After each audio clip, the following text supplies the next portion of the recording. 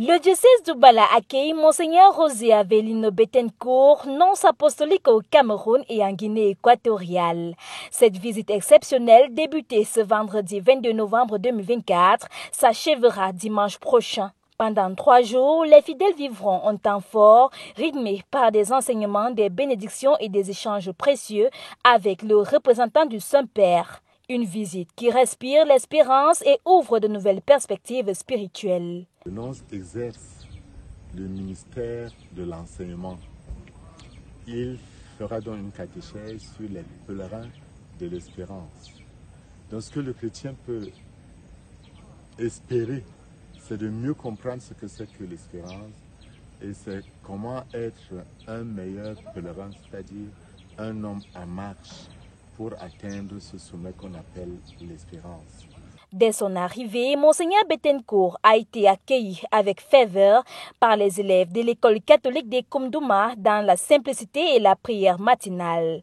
Ils ont confié ce moment au Seigneur, posant ainsi les premières pierres d'une journée mémorable. La matinée s'est poursuivie à l'évêché de Douala où le nonce apostolique a livré un enseignement inspirant sur le thème de l'année jubilaire de l'espérance. Fidèles, prêtres et religieuses ont reçu avec profondeur ce message d'unité et de foi qui résonne comme un élan renouvelé pour toute la communauté diocésaine. Monseigneur l'évêque de Douala, M. Sustin, m'a invité pour fêter le Christ roi, la consacration de l'église et une visite pastorale dans le diocèse. Et dans ce contexte-là, j'ai eu l'occasion de rencontrer différents éléments du diocèse, qui font le service pastoral, qui le prêtre, le clergé, les religieuses, et je vais visiter aussi de différentes institutions. J'ai eu l'occasion aussi de rencontrer les autorités civiles et administratives.